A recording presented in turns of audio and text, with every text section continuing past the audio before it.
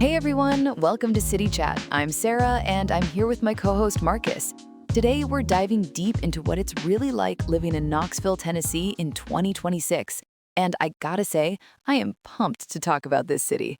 Hey folks, Marcus here, born and raised right here in Knox County. So I've got some, let's call them unfiltered opinions about what's been happening to our little city these days. Come on, don't be such a pessimist right off the bat. I moved here from Denver about 2 years ago, and honestly, Knoxville has this incredible energy. But before we get into all of that, let's talk neighborhoods, because that's where people really live, right? Yeah, good point. So where'd you end up landing, Sarah? I'm in West Knox, near Cedar Bluff.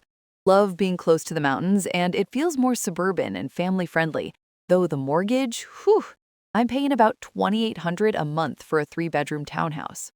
2,800? See, that's what I'm talking about.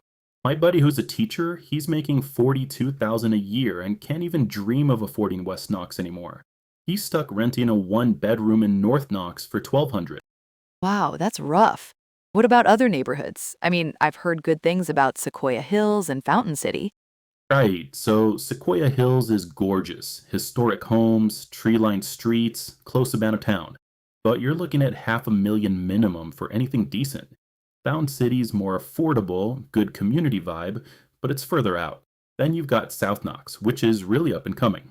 Yeah, South Knox is interesting. I've been exploring down there. Lots of young professionals, great access to the urban wilderness. But let's talk about the elephant in the room, University of Tennessee. I mean, this is a college town, right? How does that impact everything? Oh man, UT is everything here. 28,000 students, and when football season hits, the population basically doubles on game weekends. Traffic is a nightmare. I mean, absolutely gridlocked. Good luck getting anywhere near campus on a Saturday. The energy is incredible, though. I went to my first Tennessee game this past fall, and wow, Rocky Top echoing through Neyland Stadium with 100,000 people? Yeah, yeah. It gives me chills just thinking about it. But what about job opportunities? Does the university help with that? UT is actually one of the biggest employers in the region, along with the medical center. But here's the thing, if you're not in healthcare, education, or government, your options get pretty limited. Tech jobs exist, but nowhere near what you'd find in Nashville or Atlanta. That's actually why I can work remote. I kept my Denver tech job. But what about starting salaries for locals? I'm curious. College graduates here might start at $35,000, $40,000 if they're lucky. Meanwhile, rent for a decent one-bedroom apartment has gone from $800 in 2022 to $1,500 now. The math just doesn't work anymore. Whoa, that's almost doubled. That's really sobering. But let's talk about the good stuff, because there's definitely a lot to love here. Those Smoky Mountains. Oh, absolutely. I mean, you're 30 minutes from Gatlinburg, 45 from Dollywood. Great Smoky Mountain National Park is literally America's most visited national park, and it's our backyard. And no state income tax. Coming from Colorado, where I was paying almost 6% state tax, that's huge. Plus, the cost of living in other areas, like groceries, are definitely cheaper than what I was used to. True, the tax situation is nice. Sales tax is a bit high, but overall, you come out ahead if you're making decent money. And can we talk about the seasons?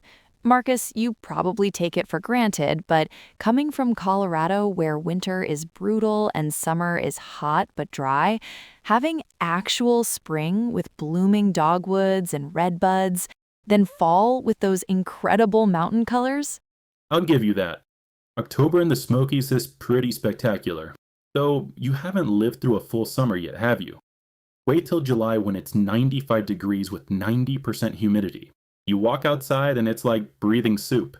Breathing soup, so the humidity makes the air feel thick like liquid?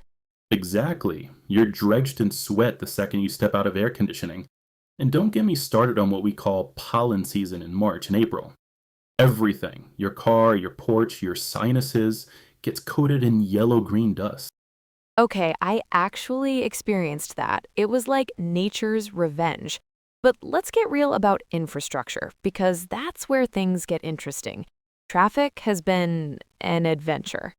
Oh, here we go. Tell me about your Alcoa Highway experience.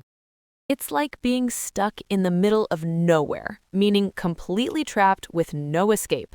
What used to be a 15-minute drive to the airport is now 45 minutes of construction hell. I missed a flight last month because of it. Middle of nowhere, yep.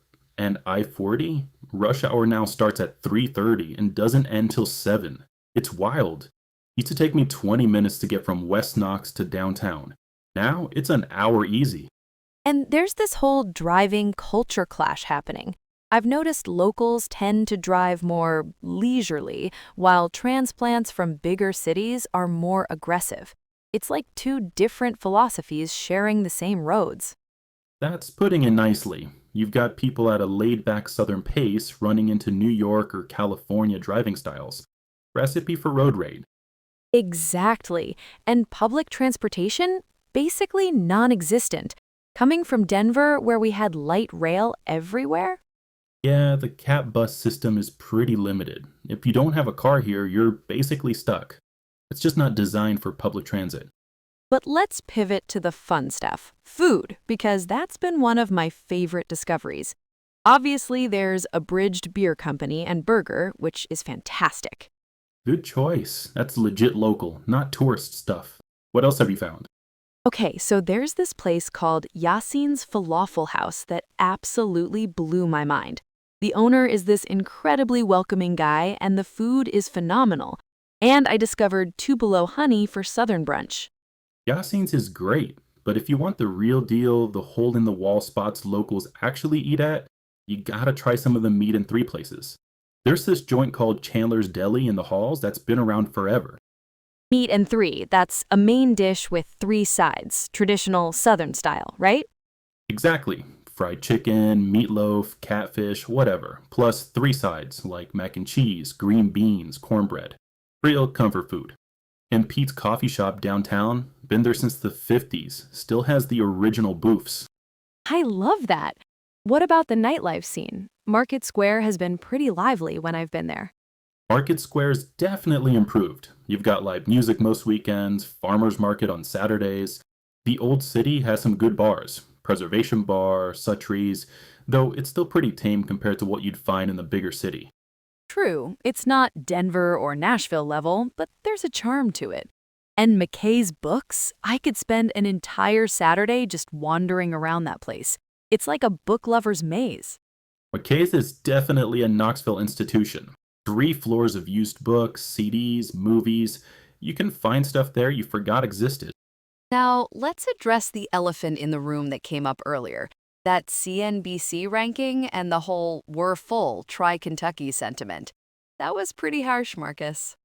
Look, Tennessee ranking near the bottom for quality of life stung.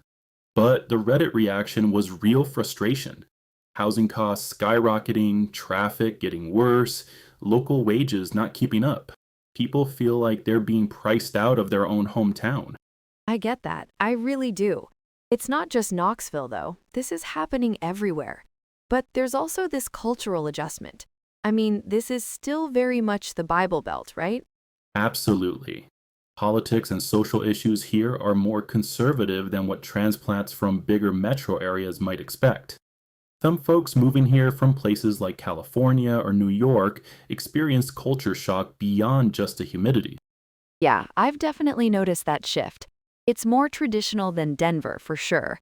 Some transplants I know feel like fish out of water, meaning they don't feel like they belong in this new environment. Fish out of water, exactly. But here's the thing, if you make an effort to understand the local culture instead of trying to change everything immediately, most people are pretty welcoming. That's really good advice. So, final verdict time. Marcus, despite all the growing pains and challenges, would you recommend someone move to Knoxville in 2026? Honestly, if you can afford it, and that's a big if, and you're okay with southern pace, conservative politics, and humidity that'll melt your face off in summer, then yeah, the natural beauty is unbeatable. Just know what you're signing up for with traffic and housing costs. And for me, even with all the challenges we've talked about, I don't regret the move. The mountains, actual seasons, UT football energy, those hidden local gems, there's something special brewing here. Just don't expect big city amenities like great public transit or a huge job market. Fair assessment. And the cat's out of the bag now, meaning everyone knows about Knoxville. The secret is out, for better and worse. Right, the cat's out of the bag. The secret is revealed. Growth brings opportunities, but also changes the character of a place. It's that double-edged sword every growing city faces. Exactly. Just remember, if you do move here, learn to love Rocky Top, get used to sweet tea, and maybe invest in a good dehumidifier for your house. Great practical advice. All right, folks, that's our honest, detailed take on living in Knoxville, Tennessee in 2026. Thanks for joining us on City Chat, and we'll catch you next time with another deep dive into America's regional gems.